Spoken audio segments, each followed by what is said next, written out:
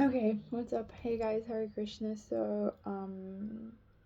This week we're doing a chat, and it's a follow up to everything under the topic of understanding Vedic literature in in the relevance of Vedic literature or ancient wisdom in a contemporary society. So, we're just gonna do a little recap on basically last week's topic, which was centered around the topic of cultural appropriation. So this is very important. Important topic when we are considering anything that is about transplanting a culture or doing something from another culture which is outside of that one which we grew up in. Um, because there are right ways and wrong ways to do that based on power dynamics.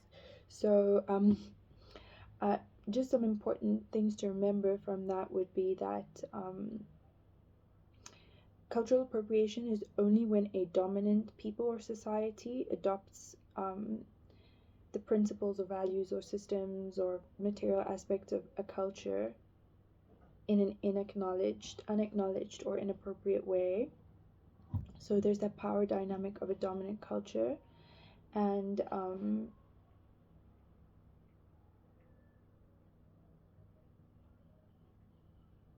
yeah, so we have to understand that because it enforces oppression and a disrespectful take on the culture.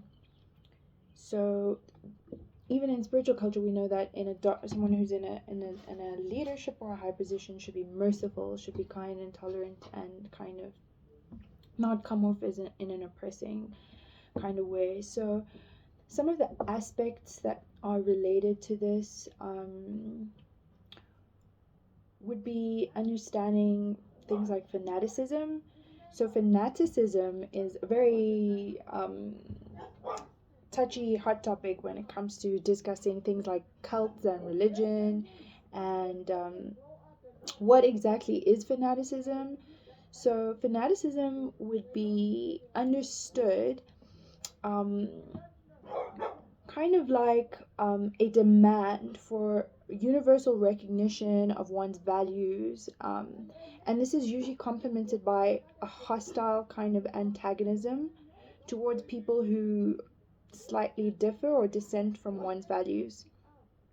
Um, so it might be a kind of coercive application of that feeling of demanding like recognition for one's values and systems and way of life. Usually it's stemming from a feeling, a need that, you know, a person feels their sacred values and their individual and social identity is kind of like being threatened in some way or the other. So it's kind of like a responsive lashing kind of feeling, and they might even like fervently fight other people, like fight people who don't share their actual goals and values. So there's kind of this hostility as opposed to inquisitiveness, acceptance of variety, curiosity to understand other people with a positive, nice, chilled kind of positive feeling. There's rather this kind of fear and this like need for everyone to kind of come on to your perspective or your kind of goals and values. Um, it's not very logical. It doesn't come off as feeling very logical. It feels kind of hypey, and like the basis of logic is just kind of omitted in that person's thinking and actions towards others. Um, Usually, we can also understand that fanaticism is subconsciously usually based in fear. It's usually based in fear and dissent. Um, so they kind of they feel hostile to those who threaten their values and their social identity, because sometimes maybe it's a new thing. Like usually new people, when they enter cults, they kind of get like this because they're trying to adopt a new values and systems, and they start maybe reading or hearing about the way that people are or the world is, and things which are very dissatisfying and unpleasant to them, and they kind of try to separate themselves from that and create a safe distance which can be done with hostility because there's fear. Do you know what I mean? So it can be symptomatic of a person who's newly entering a religion while they're trying to understand the boundaries and the safety, and they're really wanting to not be affected by all these other things. And if anyone comes near, it's like they need to adopt that, which, is we always have to be in a humble position to understand that, like,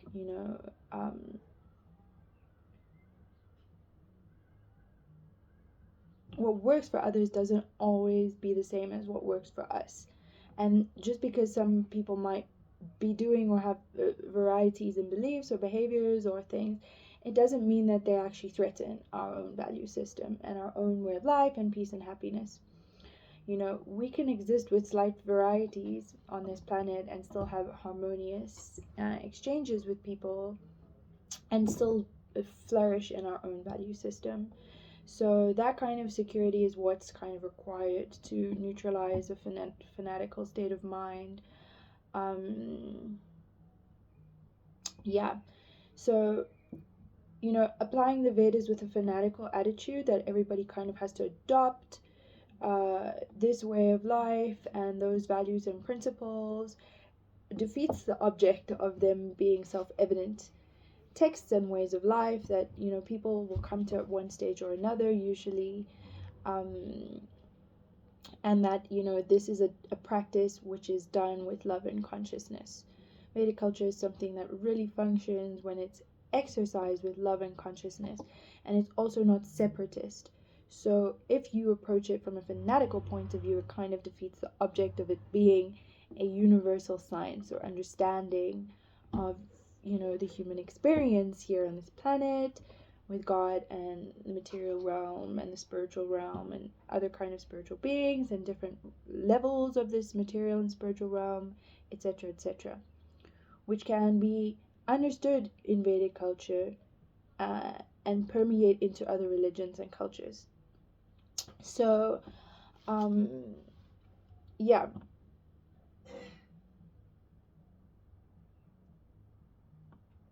So basically, we can also look at the topic of separatism. And separatism would be like separatism is when something hinders the progress in understanding interdisciplinary phenomena. When something hinders the progress in interdisciplinary phenomena. So basically, that's a kind of point, is that we should be able to see how things work together and relate in order to develop mature logical understandings of them. And sometimes, if we, like, for example, some religious people believe my God is different and your God is different and they're not the same God. So this is a good example of separatism. Whereas the Vedic culture that cannot function with separatism, because it's saying that there's God exists, and people just have varieties of understandings or approaches or ideas of him according to different cultures, different times, places, circumstances. Later, after Vedic culture, so many different religions and cultures sprung up with their own perspectives and texts and descriptions of these things, even though in most cases a lot of similarities can be seen and drawn to that and those of the Vedic culture. So we need to understand that people have been doing all kinds of things over time and mixing knowledge and information and adding things and subtracting things and doing things purely and impurely. And so we kind of have to trace the origins of the where things are similar to that's the realizations that we have, in order to function harmoniously. So separatism doesn't really work very well. In Krishna consciousness, we do not consider ourselves separate from other religions. It's kind of an all understanding science that incorporates and includes everything, and it explains it in its different modes and natures and expressions. So another thing is that we can talk about the topic of niyam agraha, which is like when in reading and practicing a culture from, say, for example, from the Vedic literature, we are very hung up on the rules and regulations, too much hung up on the rules and regulations, to the point that they kind of defeat the purpose of the whole thing. So sometimes people are very, very stuck to rules and regulations, or the extreme opposite. They don't regard them or respect them at all. And the purpose is to develop pure love of God, a pure understanding of our purpose here, and our spiritual nature, and how to, feel real love and bliss, and all the ways in which we can truly deeply access that. So when Niyamagraha happens, like on the extreme of too many rules attached to rituals and rules and regulations, it can sometimes interfere with that, because we might be harsh to others, enforcing rules or regulations that don't, for example, if you try to correct someone that isn't your place to correct them, it might have an adverse effect of them feeling inspired or developing more positive habits or active actions. They might just take offense and go the other way.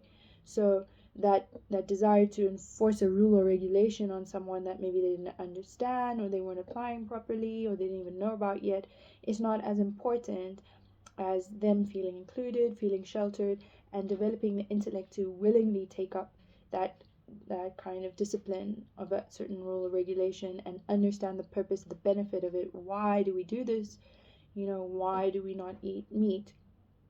As opposed to kind of forcing it on someone, because that intellect will help them to sustain that value, or that discipline, understanding the value of it. So in certain circumstances, higher principles might take preference over lower principles, and sometimes it just can't everything work together, because everything is so crazy in this Kali Yuga. It's very hard to find an ideal circumstance where people are willing to cooperate and follow those things, and things can go on from there. The culture is just so full of vice. It's so full of vice and dishonesty and cruelty, and sometimes you just have to focus on a particular goal, and doing that will later have the desired effect of people later being able to respect or understand those things. So unfortunately, we cannot kind of be too attached to rules and regulations without understanding their purpose, or apply them on other people for that purpose. So yeah, and also when they're not really followed or respected, that can also have the adverse effect of people kind of not going deep into something, not kind of releasing the damaging habits and activities and belief systems that are causing them and other people suffering in the first place. So there is a difference between like ignorance and innocence. So ignorance is when you know about something but you still choose to ignore it, knowing that it's going to have a negative or destructive effect because of your attachment to something, the enjoyment maybe, or something, the facility it grants you or something. Whereas innocence is like when you genuinely didn't know. Genuinely didn't know it was a bad thing. So you might still be doing it. A person might still be doing it, but they didn't even know it was a bad thing. So those two things are different.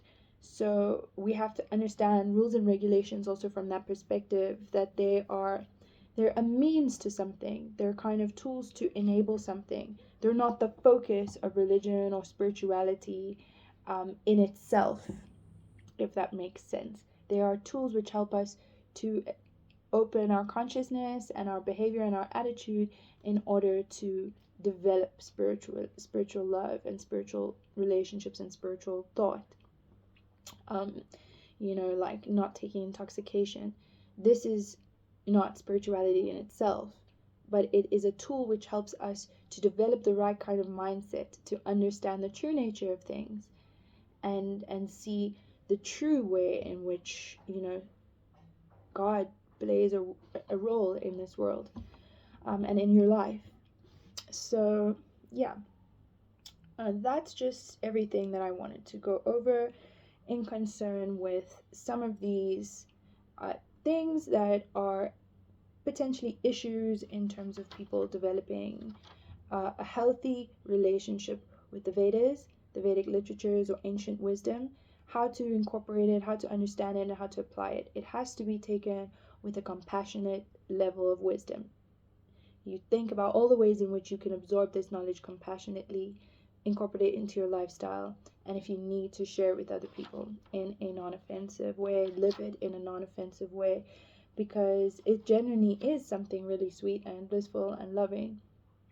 And when we do it with that, keep the integrity of it, then it has so much more benefit for everybody, ourselves and others. And that's really the only way it should be used. It shouldn't be used to have an adverse or negative effect on anybody. So yeah, we also shouldn't take it with a condescending attitude. That being exposed to or understanding the wisdom and the insights that come with Vedic wisdom puts us on a pedestal in order to think that we're better than others. It's not really like that, and if we believe that and we act that out, then we could also hurt people, we could divert people from things which are good for them, etc., etc. So appropriation also stems from a culture which is conditioned with a superiority complex. If you're a dominant, powerful culture that has like some kind of belief that they're superior, can very dangerously take on aspects of other cultures, with that idea of supremacy, because the Vedas are also explaining that all souls are equal. All souls are equal on the soul platform. So that gives us a lot of intelligence about understanding God and bliss and happiness and love too. The idea of supremacy would be usually based on a false ego, a false idea of oneself. I'm male, I'm white, I'm smarter, or I'm older. Those aren't really true aspects of our personality. Those are just material aspects of our personality, because everybody is eternal. Everybody doesn't have a birthday and a birth end. Their soul is eternal. Everybody's a little piece of God that, it's not like you're a little bit less and that person's a little bit more piece of God. All of those souls are equally a piece of God, equally valuable and respectable. And so nothing from your material sense of who you are, your false identity, which is any sense of identity that you have based on your physical body, that is relating to the false ego or your mind. The true understanding of oneself is as a soul, as a small piece of God containing all the same qualities as God, in a smaller quantity, but pure. I like that. So we should avoid these things because it could cause harm or offense, and water down the purpose of Prabhupada's mission, translating the Vedas, bringing them to the West. It wasn't to create a new separatist or fanatical situation, put other people down, anything like that. So yeah, we can really counter that by understanding compassion, that if we're so fortunate to come across Vedic literature and Vedic wisdom, and just a positive attitude is really a way to absorb it. A great sense of gratitude for being able to absorb a beautiful system of knowledge, being able to understand one's position, oneself, and ways to improve oneself, ways to gain great insight on oneself, and ways to access deeper levels of intelligence and happiness and satisfaction and understanding of our experience in this world and this life, and what to do with that. A greater opportunity to make real profound progress moving forward, and an opportunity to eliminate so many of the problems which cause us suffering. That is what the beautiful thing about the ancient wisdom and these Vedic literatures are. And that's a great advantage, and that's something to be very grateful and humble about, and to absorb with a very compassionate point of view, as that, if there's any way that we share this wisdom with others, it should be in order to benefit them as well and to help them as well, with all of that great fortune. And we have to be very intellectual and smart and caring and loving and tactful to know how to do that. Um,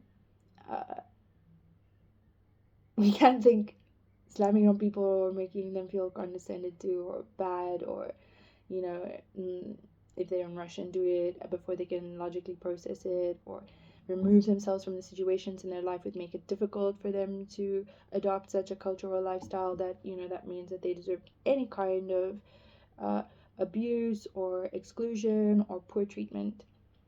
That's a very immature approach because we don't know what other people are going through.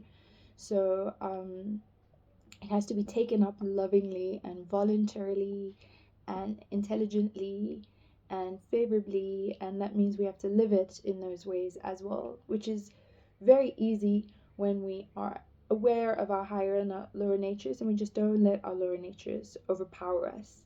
You know, envy and greed and an insatiable desire for material sense gratification, lust, always wanting to have things our way. All of those are lower propensities, our lower nature. And when we catch ourselves enacting something from that, we could just be honest in every relationship. Am I this person's well wisher? Am I envious of this person? Do I want them to be invisible, or do I want something that they have?